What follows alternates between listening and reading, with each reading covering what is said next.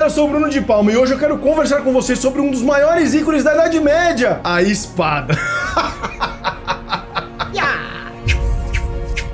Uma lâmina grande, pontuda, maior do que uma faca ou uma adaga, feita para ser leve e poderosa. Você podia usar para estocar ou cortar o seu oponente. Só que, cara, a espada não era uma arma natural. Diferente do que a gente pensa, ela era menos usada no campo de batalha medieval. Um desperdício de metal que podia ser usado para fazer outras armas mais eficientes. Um símbolo de poder e status que começou há 5.000 anos atrás, mas na era medieval ganhou seu espaço e até hoje é usada por militares ou nas fantasias medievais. Vai ter treta, muita treta. Fica aqui comigo que eu vou te mostrar como que você pensa sobre as espadas está errado e que a maior parte do que a gente vê nas séries e nos filmes medievais é um mito.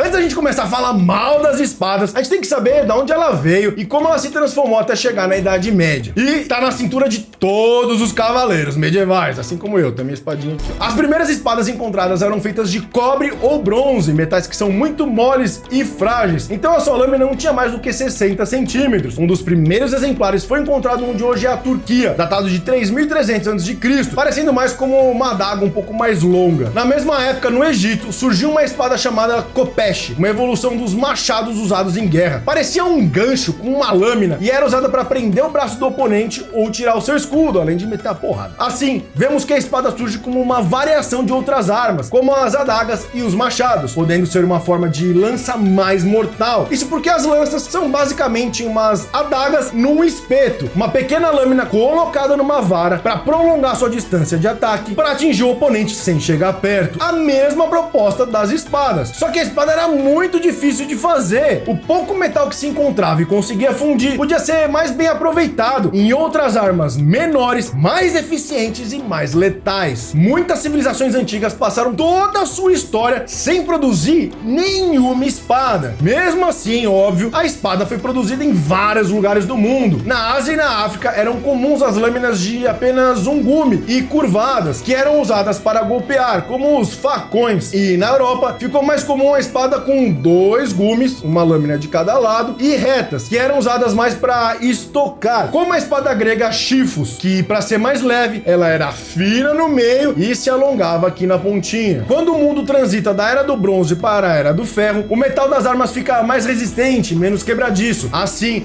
as espadas prosperam e praticamente todas as civilizações do mundo produziam seus exemplares de espada. Como vimos no vídeo sobre os celtas, eles foram os responsáveis pela transição para o ferro na Europa. Então, as primeiras espadas de ferro achadas por lá eram feitas pelos povos celtas. Essas espadas eram mais longas e largas, com cabos de ferro ou bronze, só que não eram tão longas como as espadas que a gente vê na Idade Média. Isso foi por causa dos cavaleiros medievais. E eram mais pesadas, usadas mais para golpear do que para estocar. Os celtas as usavam junto com as suas lanças, uma arma mortal no campo de batalha, bem parecidas com o gládio romano, que tomou a Europa antes da Idade Média. No Império Romano, o gládio está na cintura de todo legionário e é amplamente usado para estocar dentro das formações de escudos romanos ou para golpear o inimigo na luta aberta. Mesmo assim, os soldados romanos utilizavam muito mais as lanças ou o pilus durante o ataque em formação, deixando a espada como uma arma secundária de emergência ou na luta aberta. Quando chega a Idade Média, dominada pelas tribos germânicas, as espadas estão no rol de armas usadas em combate, sim, mas não como arma principal. E isso dura até hoje. Os germânicos usavam principalmente lanças e machados em combate, ali ó, o machadinho. Armas que eram muito mais eficazes para se golpear com o machado e a lança para estocar. Elas usavam menos metal e eram mais simples de produzir. Esse é o meu principal ponto nesse vídeo aqui, analisar o custo-benefício de se fazer uma espada para o combate em detrimento de outras armas mais eficientes. O recurso era finito, valia mais a pena fazer uma espada ou vários machados, várias lanças, várias flechas. Claro que a espada é versátil, você pode cortar, estocar, golpear o oponente. Uma porrada da espada na cabeça, mesmo com cota de malha e capacete, pode causar fraturas, traumas que pode matar a pessoa. A espada é sim uma arma mortal, mas a que custo? O ferro era um metal difícil de se minerar. Você precisa de grandes quantidades de minério bruto para extrair uma pequena quantidade de ferro puro. Basicamente, o minério é aquecido até ficar amarelo, isso é muito quente, e aí aparecem pequenas bolinhas de ferro que são extraídas. Quando você consegue juntar bolinhas de ferro o suficiente, o metal é fundido para depois se dar a forma. A vantagem é que o aço é produzido nesse processo. A mistura ferro-carbono que deixa o metal muito mais resistente. Aí você tem uma escolha. Você podia juntar muito desse metal, que era difícil de conseguir. Aí você tinha que ter alguém muito experiente. Poucos artesãos conseguiam fazer uma espada e aí produzir uma espada. Ou, com muito menos habilidade e metal, fazer um machado, uma lança, um martelo e até as flechas, que muitas vezes eram mais eficazes no campo de batalha. Vale a pena ter uma espada ou 10 lanças, uma espada ou 10 machados, uma espada ou 100 flechas. Sem falar que o treinamento para manejar uma espada era gigantesco. Apenas os mais afortunados, os nobres, conseguiam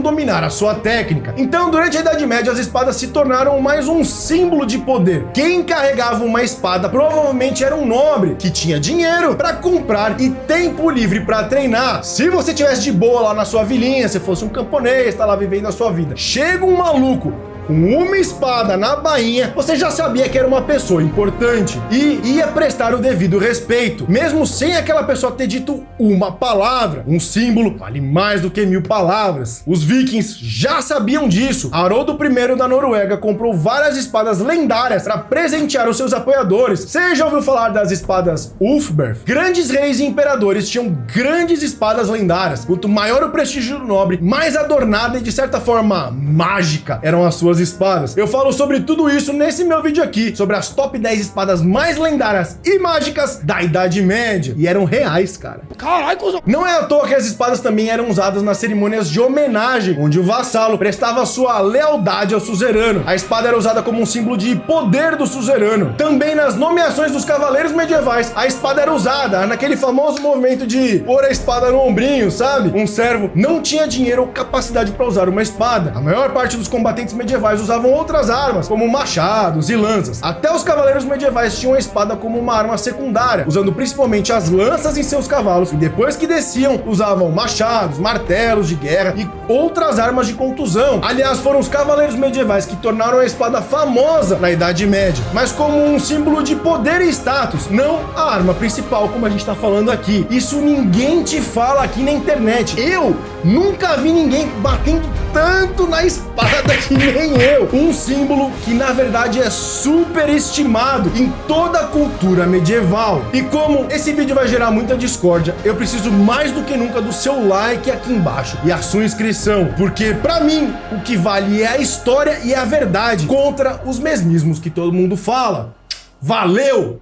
A grande verdade é que fazer uma espada dava muito trabalho, tinha que ter muita técnica e podia levar meses, envolvendo vários ferreiros. Elas eram destinadas apenas aos mais ricos ou exércitos financiados por grandes reinos, impérios ou a igreja, como o caso dos cavaleiros medievais e ordens da cavalaria. Os templários, teutônicos, hospitalares eram armados pela igreja e financiados pelos impérios. Existiam vários tipos de espadas na Idade Média, dos mais diferentes formatos e tamanhos. Então, atualmente foi criado um catálogo para se identificar as espadas retas medievais mais comuns, chamado de tipologia Oakeshott. Ela agrupa 13 tipos de espadas pelo formato das suas lâminas. As espadas medievais eram leves e curtas para serem levadas na bainha e não nas costas. Isso já tá mega batido, mas obviamente ninguém levava a espada nas costas. Que desgraça tirar isso aqui, era muito mais fácil ficar na bainha. E eu percebi que ela é um belo apoio para a sua mãozinha com um copo de cerveja na mão. Testem.